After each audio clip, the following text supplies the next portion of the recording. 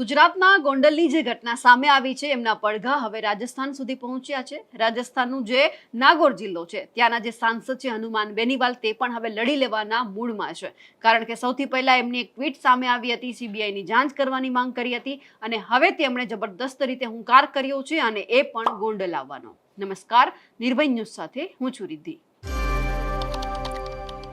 સીધા જ અહીંયા સવાલ હવે ઉઠી રહ્યા છે કે શું આપણું ગુજરાત આટલું સુરક્ષિત છે? કારણ કે અહીંના પડઘા છે કે રાજસ્થાન સુધી પહોંચ્યા છે। રાજસ્થાનનો જે જાટ પરિવાર છે તે અહીંયા કમાવા માટે આવ્યો હતો, તેમની સાથે આ ઘટના બની, એ પરિવાર ક્યારેય નહીં ભૂલી શકે। પણ હવે જે આ હનુમાન બેનીવાલ છે તેમણે પણ સીબીઆઈની માંગ કરી છે, સવાલ ઉઠાવ્યા છે કે પ્રધાનમંત્રી નરેન્દ્ર મોદી જે સુરક્ષિત ગુજરાતની વાત કરે છે તો શું આ છે સુરક્ષિત ગુજરાત કે અહીંયા આવું થાય છે? અને તેમણે ખાસ એ પણ કહી દીધું છે કે જો હવે કાર્યવાહી નહીં થાય તો હું ગોંડલ જઈશ અને હું ત્યાં જઈને તપાસ કરવાની માંગ કરીશ। સૌથી પહેલા તો હનુમાન બેનીવાલને સાંભળીએ કે તેઓ શું કહી રહ્યા છે।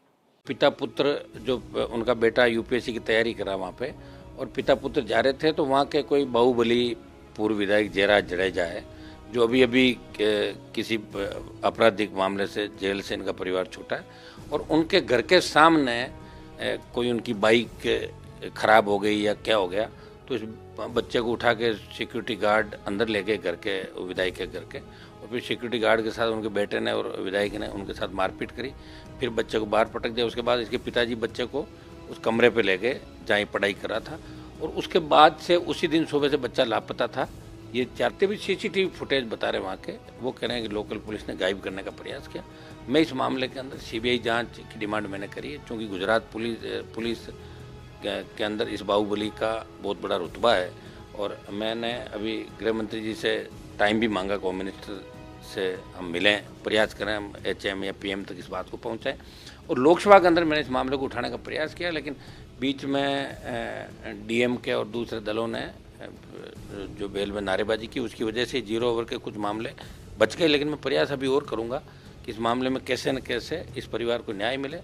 और मैंने वहाँ जितने भी प्रवासी राजस्थानी हैं और जाट समाज के साथ दूसरे समाजों के लोग, उनको भी कहा है, और इस व्यक्ति से पटेल समाज, दलित, जाट, तमाम जो प्रवासी है वो सब इस व्यक्ति से दुखी है। ये खुलेआम रंगदारी से लेकर दूसरे काम वहाँ पे करते हैं, ये कतई बर्दाश्त नहीं किया जाएगा। आवश्यकता पड़ी तो मैं राजकोट जाऊँगा खुद इस परिवार को न्याय दिलाने के लिए। मामला अभी प्रयास करेंगे लोकसभा के अंदर उठे। मेरी बात हुई उन लोगों से कि आप एक बार वहाँ निश्चित रहें, कोई आवश्यकता नहीं।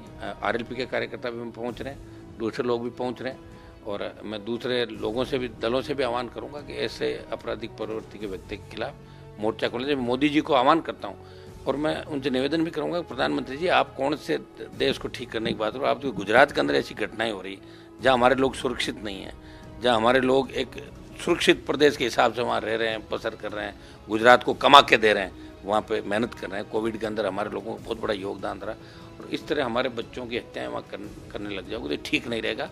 और इस तरह की घटनाएं लोकतंत्र को शर्मसार करने वाली।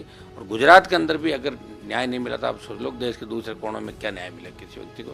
ये हमारी पीड़ा, निश्चित रूप से परिवार को हम न्याय दिलाएंगे, चाहे हमें किसी भी हद तक जाना पड़े। प्रधानमंत्री और एचएम से व्यक्तिगत मिलने का भी प्रयास करूंगा, अगर इनके लिए मुझे मिलने भी जाना पड़ा, क्योंकि मैं इंडिया अलायंस में हूँ, लेकिन इस मामले में अगर मुझे मिलने जाना पड़ा तो मैं मिल के भी इस हमारे समाज के इस बच्चे को न्याय दिलाने की पूरी कोशिश करेंगे।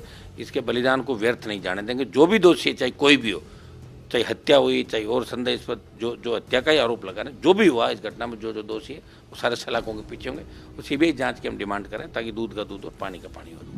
હવે જોવાનું છે કે અનેક સવાલ ઉઠી રહ્યા છે। કહેવામાં આવી રહ્યું છે કે આ ગુજરાત છે, જે ગુજરાત મોડલની આખા દેશભરમાં ચર્ચા થાય છે, ત્યાં આવું થાય છે। હનુમાન બેનીવાલે અનેક સવાલ ઉઠાવ્યા છે। હનુમાન બેનીવાલના નિવેદન ઉપર આપનું શું કહેવું છે કમેન્ટ કરીને ચોક્કસથી જણાવજો। સાથે જ અમારી નિર્ભય ન્યૂઝ ચેનલને લાઇક, શેર અને સબસ્ક્રાઇબ કરવાનું ભૂલશો નહીં। નમસ્કાર।